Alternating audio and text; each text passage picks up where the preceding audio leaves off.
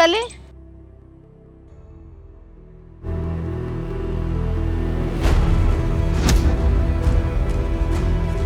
Excuse me ma'am.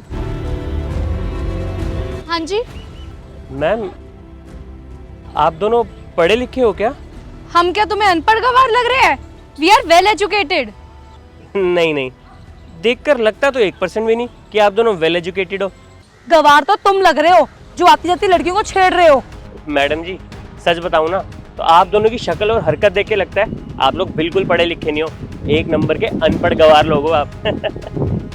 अबे ओ, हमारी बात ना ध्यान से सुन, हम दोनों ना बहुत पढ़े लिखे हैं। गरिमा ये ना हमारी बहुत बेइज्जती कर रहा है, लगता है इसको बताना पड़ेगा कि हम कितने पढ़े लिखे हैं। तेरी ना जानकारी के लिए मैं बता दूं, हम दोनों को ना 5 लैंग्वेज आती है। हिंदी इंग्लिश के अलावा ना हमें 3 लैंग्वेज और आती है, जर्मन फ्रेंच और स्पेनिश। उसकी डिग्री भी है हमारे पास। और इसे क्या आता है? इसे तो आती जाती लड़की को छेड़ना आता है सिर्फ। अच्छा तो लगता है आप दोनों बहुत ज़्यादा पढ़े लिखे हो। अगर पढ़े लिखे हो ना तो एक काम करो, वहाँ इंग्लिश में कुछ लिखा है, पढ़ के बताओ क्या लिखा है। Welcome to BD park. चलो ये तो खैर इजी था, इसको छोड़ते हैं। आपके पीछे एक बोर्ड है वहाँ पे, वो पढ़ के बताओ क्या लिखा है। This is your park, please keep it clean. हो गया ना विश्वास? ये भी आसान लग रहा था। चलो अगर आप पढ़े लिखे हो, ये प्रूव होता जा रहा है, तो आपसे एक लास्ट चीज़ और पढ़वाऊंगा। ये जो जस्ट साइड में एक बोर्ड लगा है, इस पे हिंदी में लिखा है। हिंदी तो पढ़ ही लोगे ना, तो पढ़ के बताओ। कूड़ा कूड़ेदान में ही डाले, वरना 5000 का फाइन लगेगा।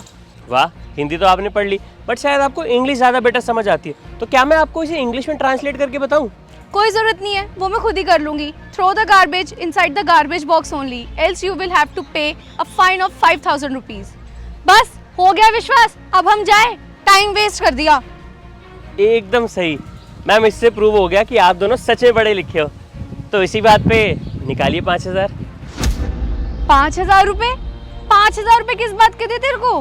मैम वो जो पीछे आपको कूड़ा दिख रहा है वो शायद आप दोनों ने फेंका है, और जैसा कि इस बोर्ड पे लिखा है, कूड़ा कूड़ेदान में ना डालने पे 5000 का जुर्माना है।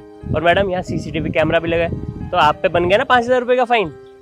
अरे मैडम, जब आप दोनों इतने पढ़े लिखे हो, आपने इतने बड़े इंग्लिश के सेंटेंस को 1 सेकंड में हिंदी में ट्रांसलेट कर लिया, तो फिर ऐसी अनपढ़ गवारों वाली हरकत क्यों कर रहे हो? जब आपको दिख रहा है यहाँ पे इतना बड़ा बोर्ड लगा हुआ है जिसपे लिखा है कि कूड़े को कूड़ेदान में ही डाले, तो फिर आपने ऐसी हरकत क्यों करी मैडम? ये बोर्ड ना आप जैसे लोगों के लिए लगा है जो पार्क को गंदा करते हैं। आपको पता है इस पार्क की सफाई को मेंटेन करने के लिए सुबह से रात तक कितने लोग लगे होते हैं, और आप जैसे लोग इस पार्क को मिनट में गंदा करके चले जाते हैं, और बाद में आप लोग ही उंगली उठाते हैं कि भाई ये पार्क तो साफ नहीं है।